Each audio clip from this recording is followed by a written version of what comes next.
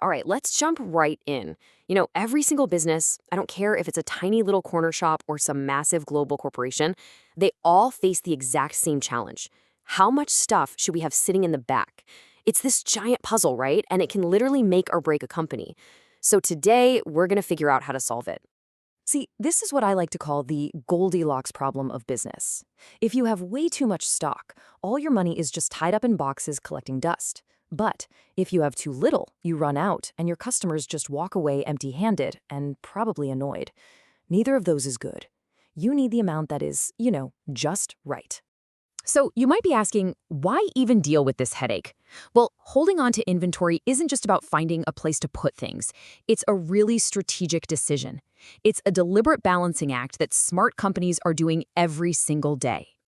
And here's the upside of having that stock on hand. It's way more than just waiting for someone to buy something. It gives you a real strategic advantage. It can act as a buffer for when all of a sudden demand just spikes. It lets you buy in bulk, right? So you can get a much better price. It can even protect you from production delays, and this is the big one. It stops you from losing a sale just because you ran out of an item.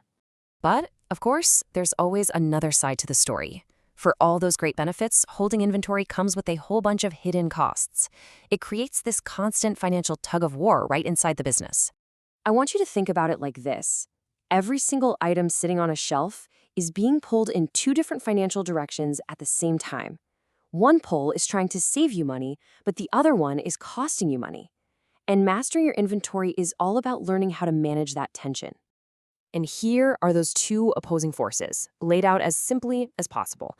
On one side, you've got your holding costs. That's basically the price you pay just for letting that stuff sit there. And on the other side, you've got ordering and shortage costs. That's the price you pay to get more stuff, or even worse, the penalty for running out of it completely. So let's break down those holding costs a little. This isn't just about paying rent for a warehouse. It's the money, the capital, you could have invested somewhere else. It's insurance, it's security, it's the cost of people counting the stuff, and it's even the risk that your products will expire or go out of style, or maybe even get damaged or stolen. It all adds up, and it adds up fast. Then you've got the other side of that rope in our financial tug-of-war. Every single time you place an order, there are admin fees, delivery fees, you name it. And if you run out, you lose sales, you might have to shut down your production line, and you could even lose a customer for good. Now that is a huge cost. Okay, so here's the crucial thing to understand. We've got these two powerful opposing costs. The more stuff you order at once to try and reduce those ordering costs, the higher your holding costs are going to go. But the less you hold, the more often you have to order. The goal then is to find that perfect balance, that financial sweet spot. And thankfully, we don't just have to call it the sweet spot. There's actually a name for it. It's called the economic order quantity, or EOQ for short. And what is it? Well, it is, quite simply, the magic number. It's the number that tells you exactly how much to order each time to make your total costs as low as they can possibly be. And here's the core idea, the principle behind it all.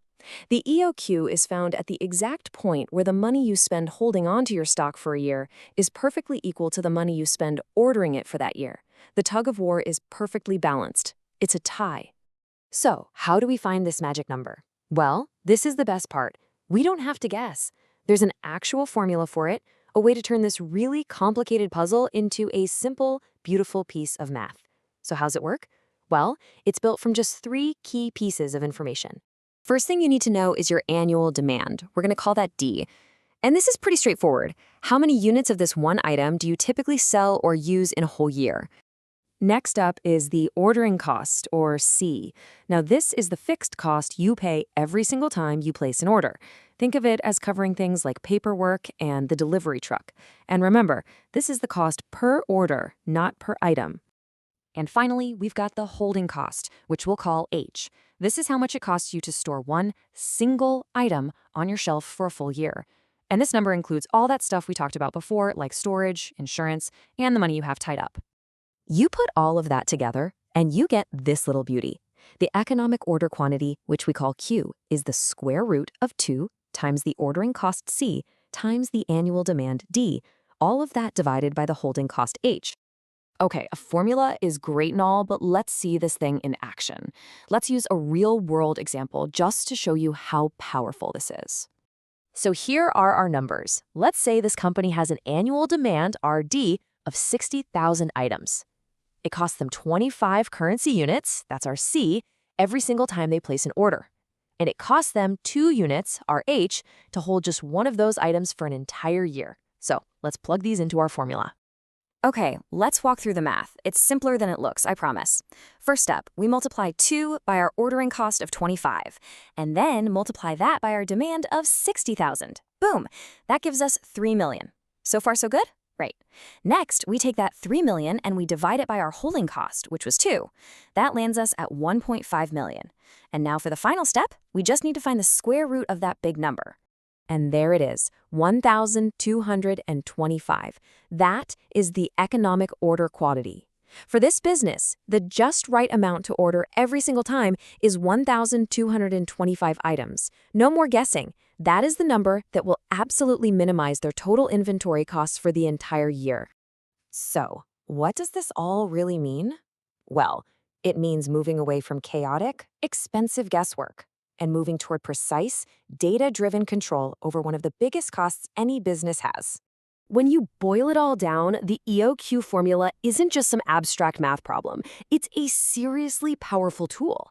It finds that perfect cost-saving balance point between the penalty of holding way too much stuff and the penalty of ordering way too often. It gives you a clear, actionable answer to that massive how much question. And that kind of leaves us with one last thought. This whole principle of balancing opposing costs to find the best possible solution, that doesn't just apply to warehouses. So think about it. What hidden financial tugs of war exist in your own life or in your own work? And what could you gain by finding their sweet spot?